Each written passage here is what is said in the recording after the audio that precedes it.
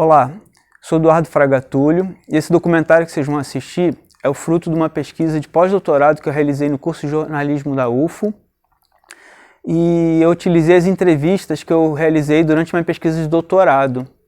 E eu quis fazer uma pesquisa histórica dos grupos de percussão no Brasil, e esse primeiro episódio é sobre o grupo de percussão do Conservatório Musical do Brooklyn Paulista. Então tem as entrevistas dos personagens, dos percussionistas, e eu espero que vocês gostem. E para ter um material além da tese que está disponível, essa pesquisa, esse documentário é importante construir uma história da percussão no Brasil, né? Espero que vocês gostem do documentário e é mais um material para futuras pesquisas de percussão no Brasil, para resgatar essa memória da percussão brasileira. Grande abraço a todos.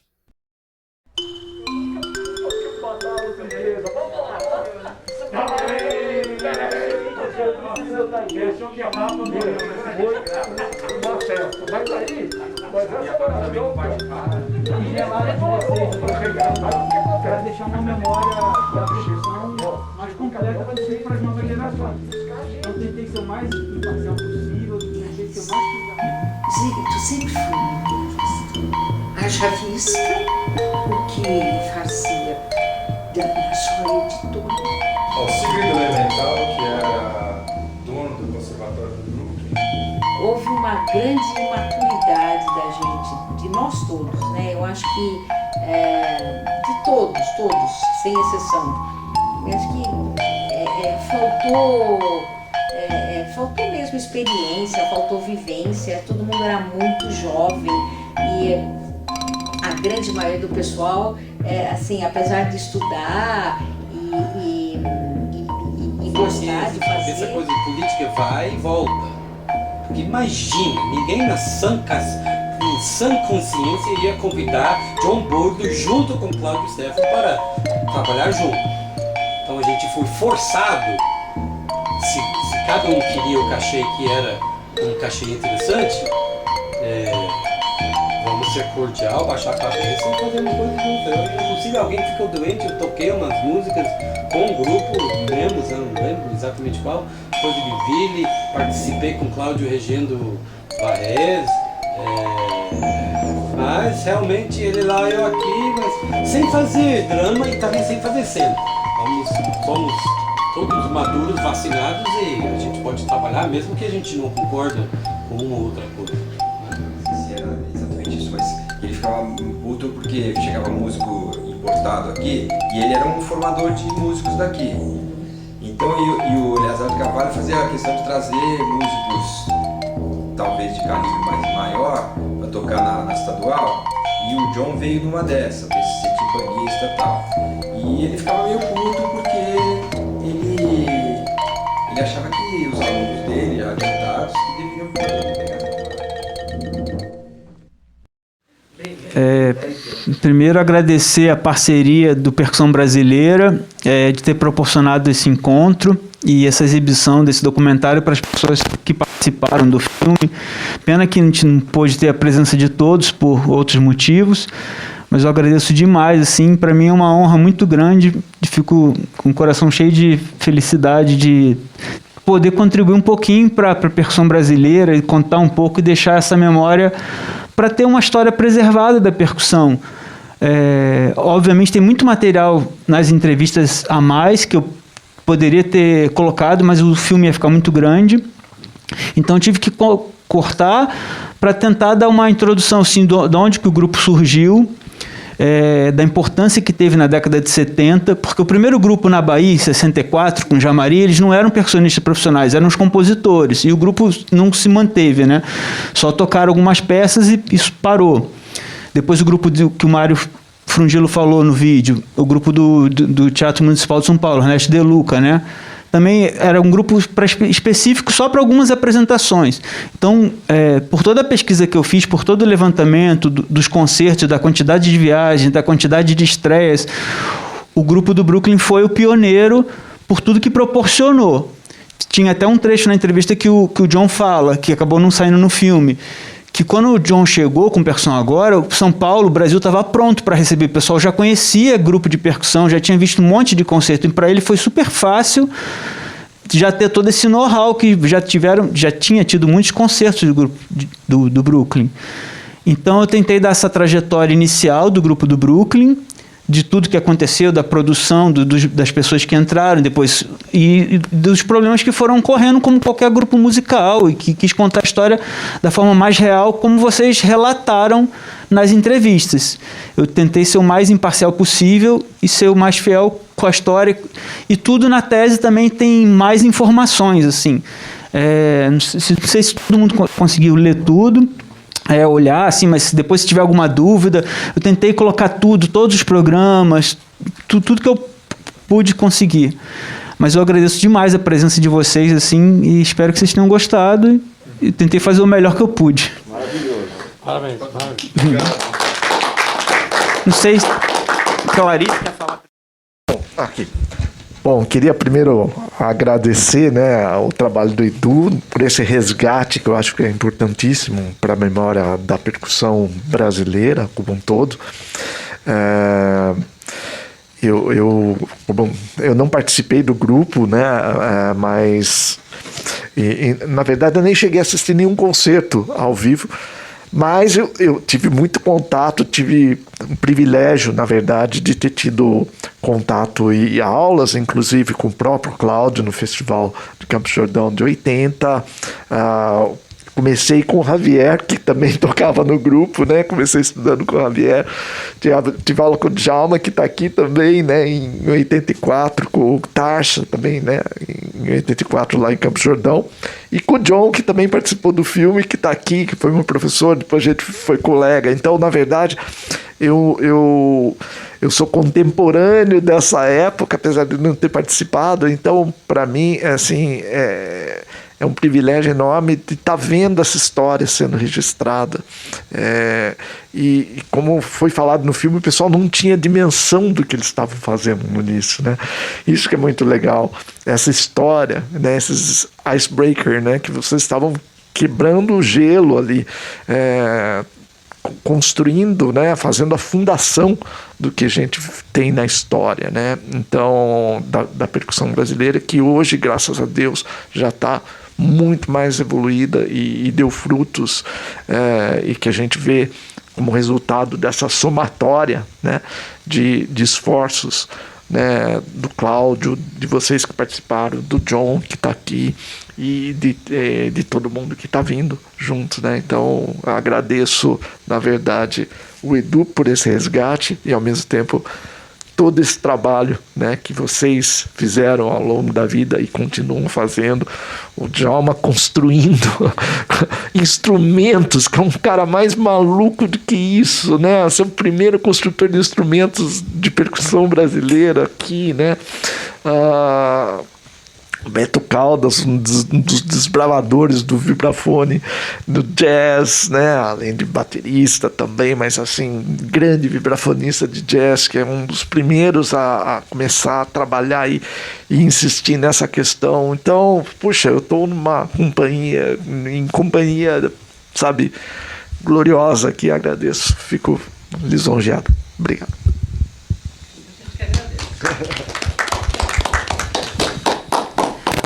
As entrevistas são muito maiores, em que eu tenho material em vídeo, e a ideia é talvez fazer outros episódios falando da percussão no Brasil em geral. Tem muito mais entrevista de todo mundo, e teve mais pessoas que acabaram não entrando no vídeo, porque falavam de outras coisas que não eram ligadas ao grupo do Brooklyn, na percussão em geral. Mas eu acho importante, sim, porque no Brasil as pessoas resgatam muito material de futebol, de tudo, e a música, ainda mais a percussão, é super apagado. Então, conseguir esses vídeos na TV Cultura foi um trabalho tipo, de ir muitas e muitas horas lá, e ainda tem material de Campos do Jordão guardado, que é arquivado, que tem do Percussão Agora, tem de entrevistas para a TV Cultura, de mais que talvez até não tenham, vocês não tenham guardado. E é legal ter alguma sala, alguma universidade, algum lugar que possa guardar todo esse material, fazer um acervo assim, da percussão brasileira, porque está tudo um pouco espalhado e a gente talvez criar um site no futuro, um acesso que as pessoas possam pesquisar. Quando eu pensei na minha tese, quando eu cheguei em Portugal, eu precisava delimitar qual que seria o foco. Eu achava a percussão toda fragmentada demais e tinha muita informação que daí eu fui pesquisar e tinha data errada, nome errado. Eu tentei deixar o material mais completo e mais fiel. Por isso que eu fui várias vezes entrevistar as pessoas. Em Tatuí, fui 2 vezes para o Javier, fui em Salvador, Jamari, Belo Horizonte, para o Décio, São Paulo, em todo mundo, Beto, Clarice, todo mundo, na casa de todo mundo, né? Então, foi um trabalho imenso, assim, e depois escutar entrevista por entrevista para selecionar aquele trechinho que encaixava e construir um fio condutor para que gerasse um filme, assim, conseguir fazer direito. Às vezes mas que eu também não é minha, nunca fiz cinema, não sei cinema, mas sabia um pouco da história e tentei construir uma narrativa que servisse para contar a história da percussão. Eu acho que serve, por exemplo, do grupo ter acabado, dos problemas que acontecem em qualquer grupo artístico, serve, eu acho que até didático para alunos, porque as coisas aconteceram, tudo que acontece hoje em dia aconteceu inúmeras outras vezes com outros grupos. E é bom que tantos grupos que surgem e somem vejam a história da percussão no Brasil, porque ninguém vai reinventar a roda, né? Muita coisa já aconteceu. Eles vão ter o mesmo problema, vão ter músicos tocando, né? Vão ter percussionistas tocando. O problema são os músicos. A pecinha que está atrás dos instrumentos. Muito bom, bicho, muito bom. Eu só queria falar uma coisinha assim que eu fiquei pensando.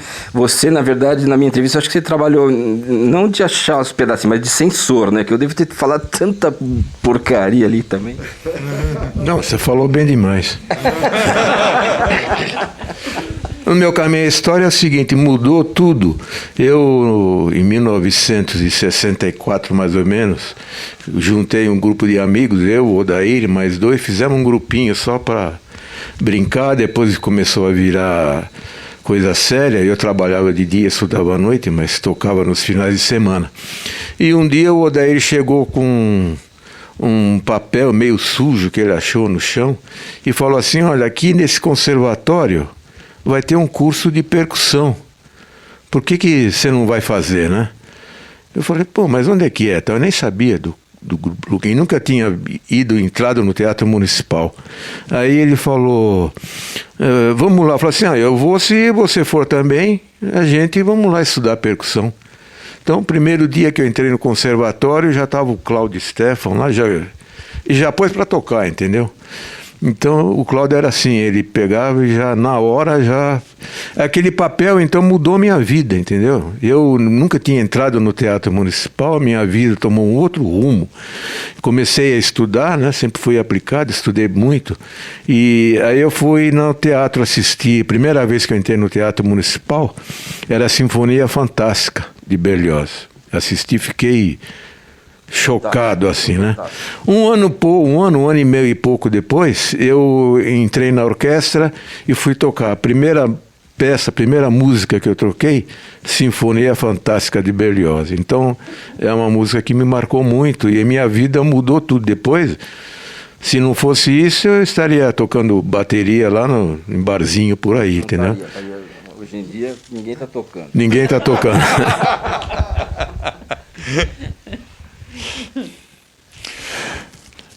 Bom, eu acho que o grupo de percussão do Brooklyn foi fundamental na história da música brasileira. Eu queria realçar esse lado, assim.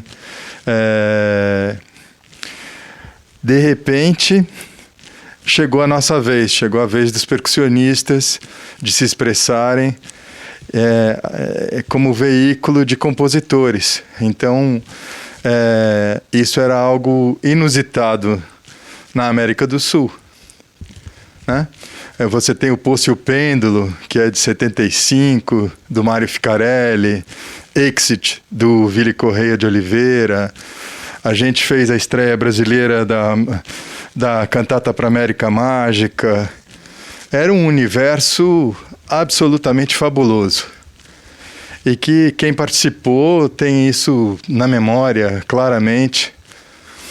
Eu vinha Eu era um baterista com 15, 16 anos de idade.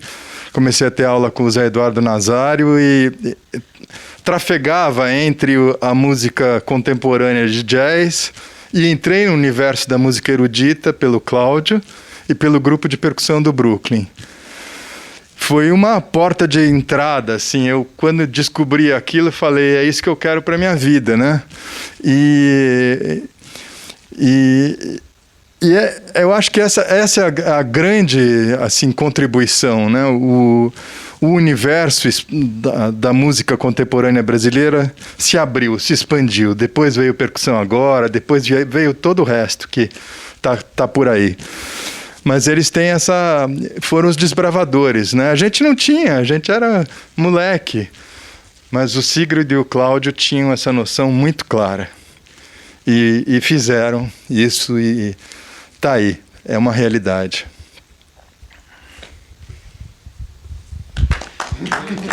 Muito bom, muito bom. Enfim, falar sobre o grupo de percussão do Brooklyn, né? Mas antes, endosso tudo que todos falaram.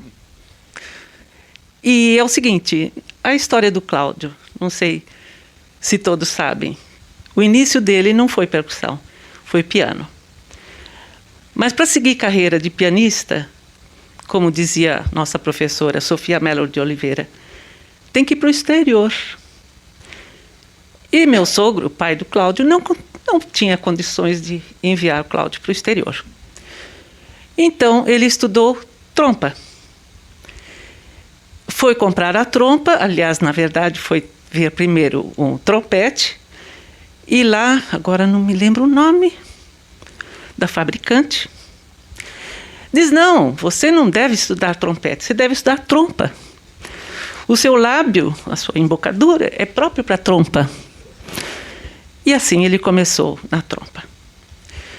Ganhou bolsa de estudos para a Inglaterra, fez exames, já estava tocando no quarta trompa no Teatro Municipal e fez provas para entrar, se efetivar no Teatro Municipal, mas foi reprovado no exame médico. Eczema de pulmão. Parou com a trompa. Nesse período eu o conheci. Não namorávamos ainda, éramos amigos. E ele, muito triste, teve que largar a trompa. E foi para o teatro, que já era a casa dele, e se colocou do lado do De Luca. E falou, então vou fazer percussão. E em pouco tempo ele já tocava pratos e bombo, que tomou o lugar de um dos percussionistas, esqueço o nome dele no momento. Donofrio. Ficou em prato e trompa no lugar, prato e bombo no lugar do Donofrio. E assim foi.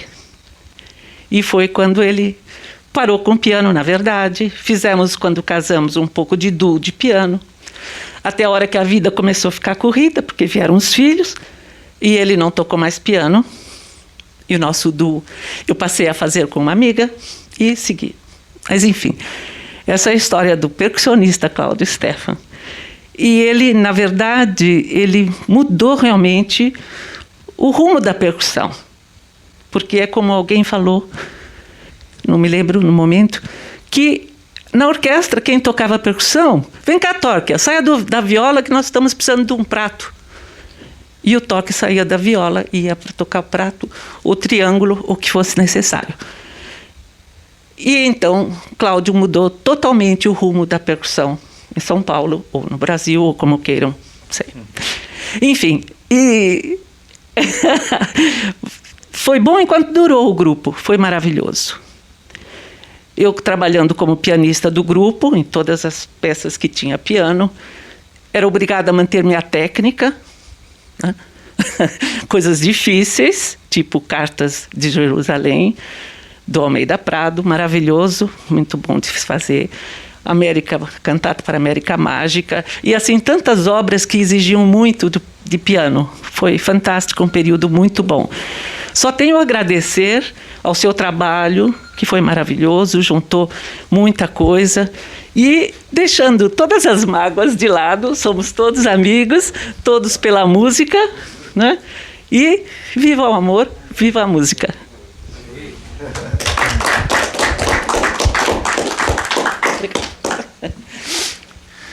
Eu sinto que hoje eu só tenho a agradecer esse momento aqui tão agradável, né? Encontrar os amigos e que a gente já não via há um bom tempo e relembrar essa história tão bonita, né? Um pedaço da história da música brasileira, a gente pode dizer, e uma parte importante da história da percussão, construída basicamente pelo professor Cláudio Stephan, né? Pelo seu esforço, pela sua dedicação, autodidata na percussão, né? Não teve uma escola, não teve uma escola e formou uma escola, né? Como foi visto aqui a importância que todo esse trabalho teve para depois daí a percussão ter evoluído tanto, né? No Brasil. O John vem depois para dar uma sequência a tudo isso, mas aquele alicerce, aquela base que o Cláudio lançou, foi muito importante, né, para a construção dessa história.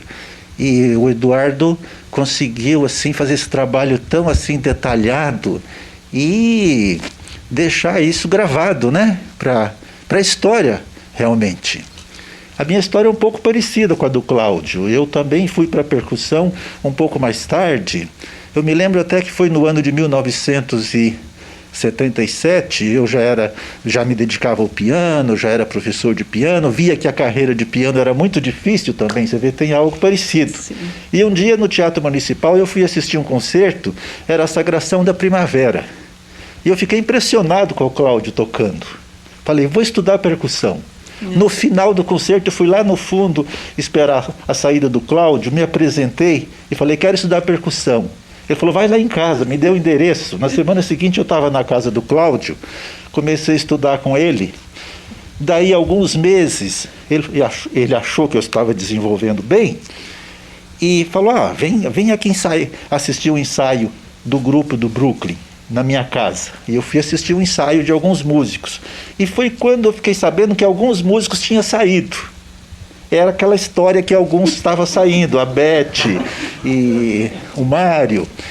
Então eu já comecei a participar assim, de alguns ensaios, fazendo parte do grupo do Brooklyn. Eu peguei então o final, 77, 78. E cheguei a participar de poucos concertos, o mais importante deles é aquela cantata para América Mágica, onde o Cláudio jogou na minha mão uma parte assim, muito difícil, o xilofone. Não é brincadeira, passei apertado, estudei meses e meses para conseguir fazer aquilo.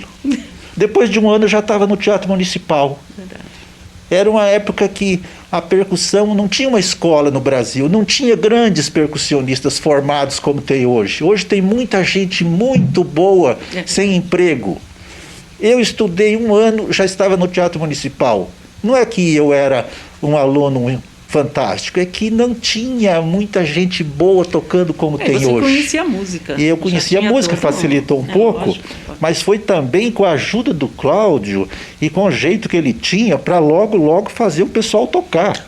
E isso foi assim muito importante para mim mudou a minha vida. E eu fiz uma carreira na música a partir dessa mudança de instrumento. Passei a ser um músico de orquestra, fiquei no Teatro Municipal até poucos anos quando me aposentei.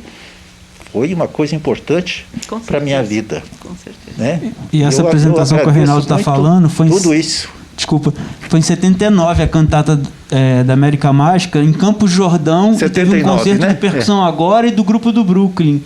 E nesse ano, 79, o foco era música de cama, por isso que contrataram também 2 professores, então o grupo de percussão agora tocou, e se conseguisse esse vídeo na TV Cultura, não sei se ainda existe, mas para ter essa memória da percussão, sabe? E porque tiveram esses concertos, teve uma semana no MASP, eu acho que era o grupo de percussão agora num dia, o grupo do Brooklyn no outro. Teve várias atividades percussivas na década de 70 em São Paulo, que era uma efervescência, que eu como professor, assim, adoro pesquisar essa coisa da história para saber de onde que a gente veio e já conhecer a história, sem conhecer o Colaneri, conhecia como construtor de instrumentos, mas foi bom pesquisar a história, saber um pouco do currículo de cada um, saber de onde que vieram, pra gente ter preservado isso, assim. E depois também já conheci o John, o Edu, de festivais, de fazer aula em festivais, e era super fã, e eu falei, precisa resgatar isso e deixar anotado, assim. E a coisa do Colaneri, do Javier, ter se desentendido com o Cláudio, eles não se viam há 30 e tantos anos. Aquele encontro no conservatório lá no Brooklyn, foi para mim a expectativa danada, proporcionar isso, o encontro deles depois de tantos anos, assim. Então acho que esse encontro da gente aqui também, né, mesmo na pandemia, né. Muito bem, muito bem. Posso ainda acrescentar uma coisa que eu acho interessante? Na verdade, assim, o universo conspira, não é verdade? O Cláudio deixou a trompa por causa de um exame que ele fajutou. Muitos anos depois, quando eu fui ao médico por causa de pulmão, alguma coisa que eu tinha, bronquite, quando entramos na sala, o Cláudio e eu, o doutor Clóvis Correia, você não é aquele rapaz que tinha problema de eczema no pulmão? Aí o Cláudio teve um flashback assim, sabe? Que ele estava deitado, fazendo em repouso, o exame dele era em repouso, e ele se viu respirando forte para ver uma bolinha subir do ar. Ou seja, ele fajutou inocentemente, como jovem que era, fajutou o exame médico, deu eczema, teve que largar a trompa e foi para a percussão. É uma conspiração do universo para ele trabalhar a percussão. E só foi perceber isso, já tinha o Cássio nascido, então já era 72, 73. E ele saiu da orquestra em 63. Aliás, 64. Em 64 ele tocava nas óperas, como quarta trompa, e largou a percussão, a trompa, por uma bobagem num exame médico.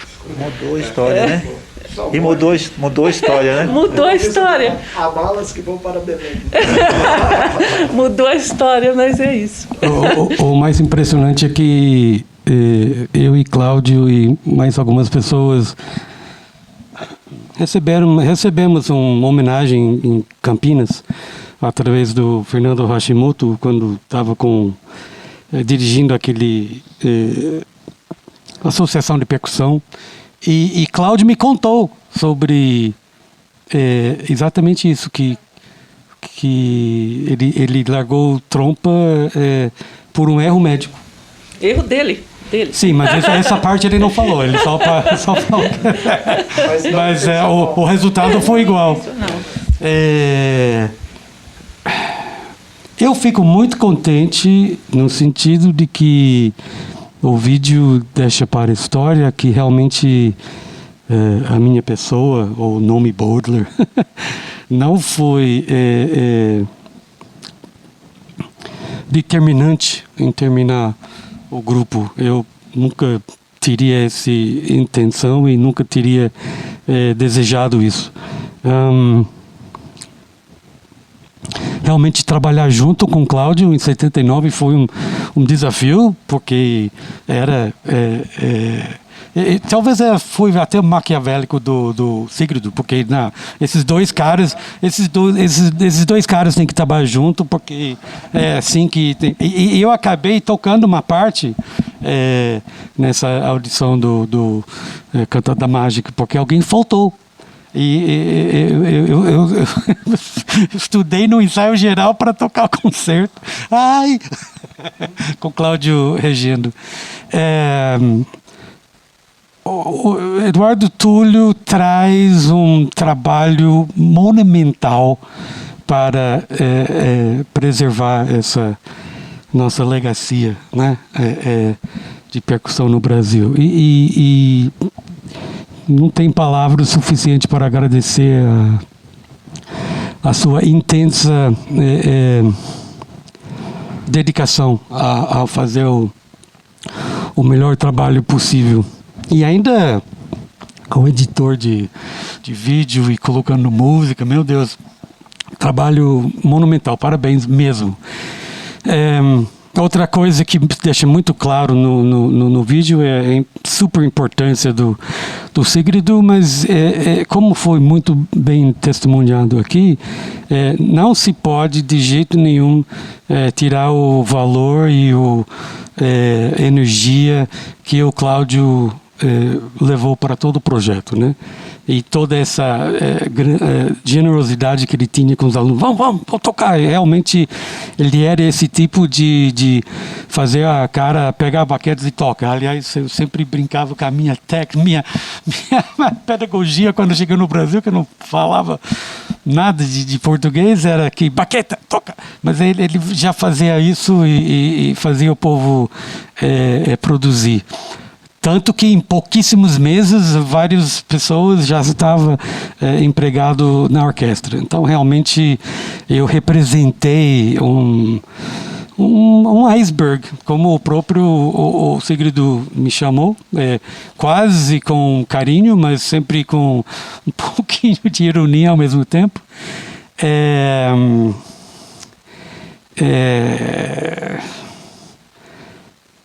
Eu acho que o trabalho fala por si, e talvez uma das falas mais impressionantes na música é da Beth, falando de tantas pessoas que estavam realmente imaduras, né?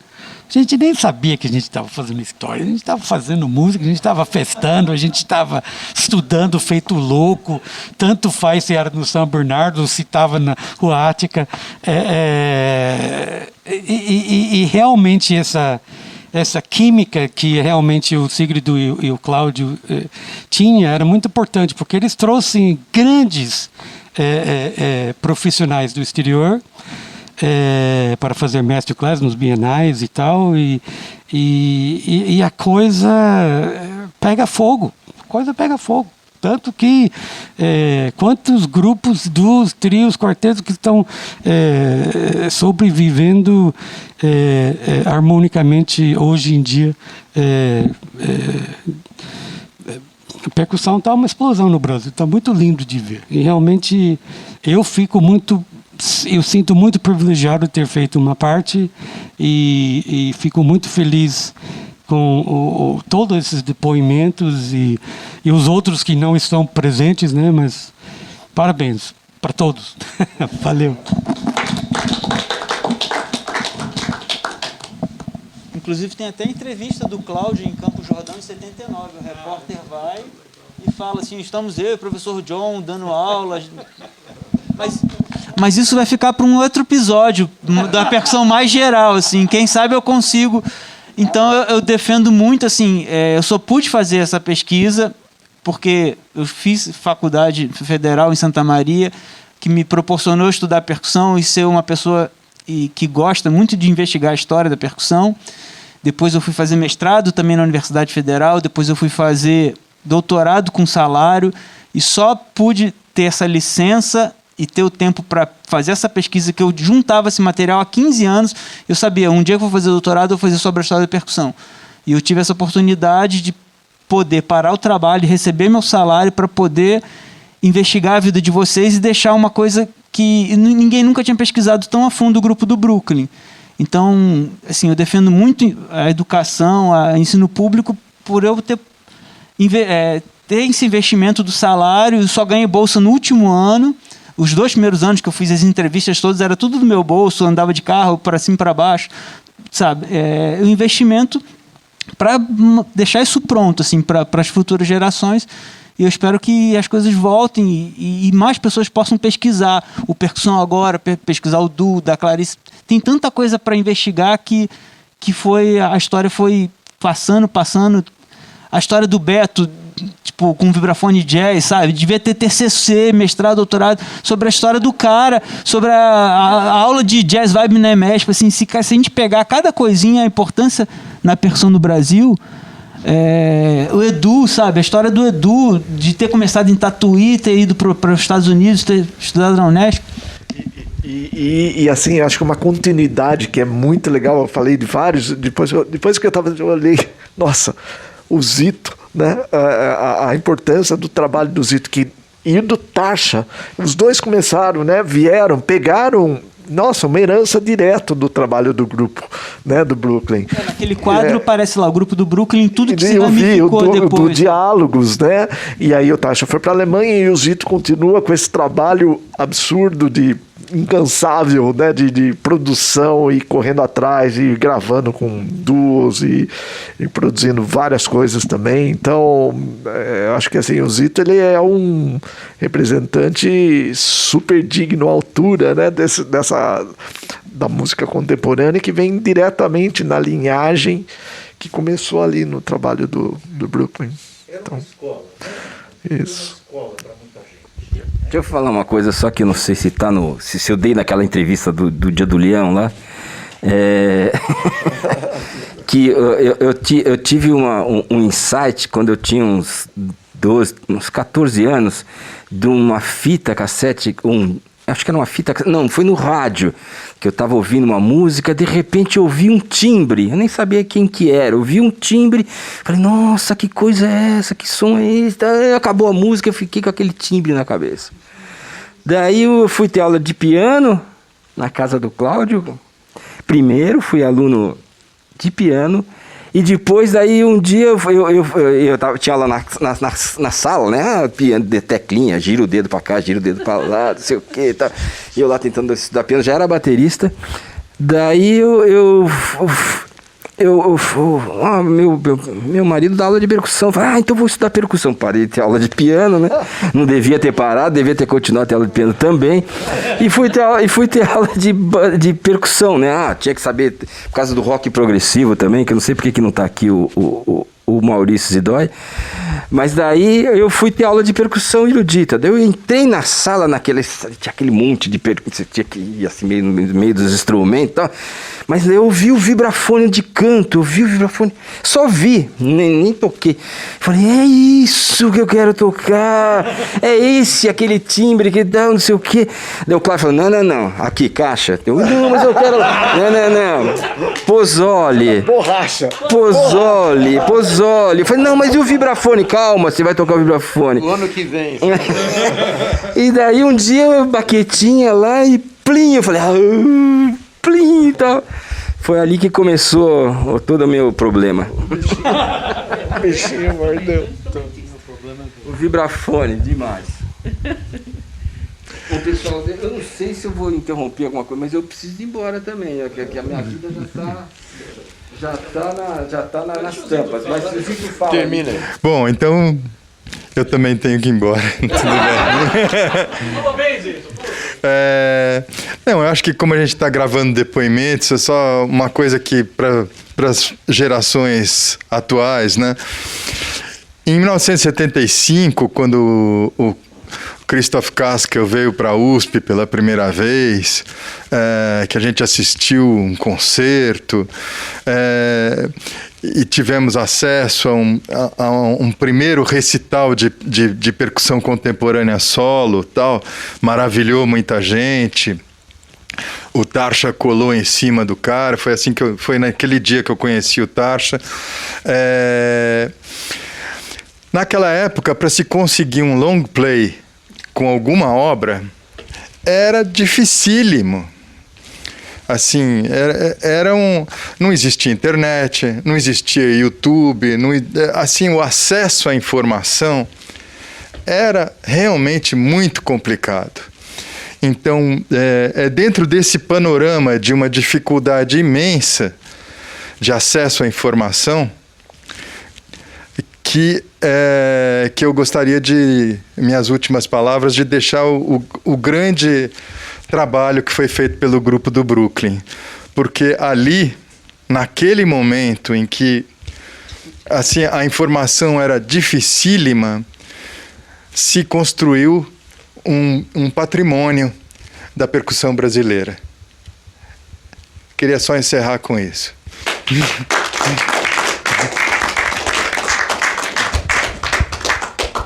Eu também só quero encerrar falando mais uma palavrinha, que é de agradecimento e da consciência que eu tive hoje, que para mim nunca tinha sido tão claro, apesar de ter participado desse grupo de percussão do Conservatório do Brooklyn Paulista, hoje ficou mais claro para mim o tamanho da importância que teve tudo isso. E eu fico contente de ter participado pelo menos um pouquinho do final do último ano da história do grupo, que mudou minha vida profissional, né? Para mim foi assim, realmente uma grande oportunidade e muito importante ter participado desse pedacinho dessa história. Eu agradeço demais a presença de todos vocês e o site também Percussão Brasileira, o Carlos, dessa coisa. Tomara vida longa ao site que produza muito mais material para a gente ter mais um veículo de comunicação e proporcionar esse material e aulas e tudo, ainda mais nesse tempo de pandemia também. Mas é bom demais de todos vocês, professores. Muito obrigado. Valeu. Um grande abraço. Obrigada.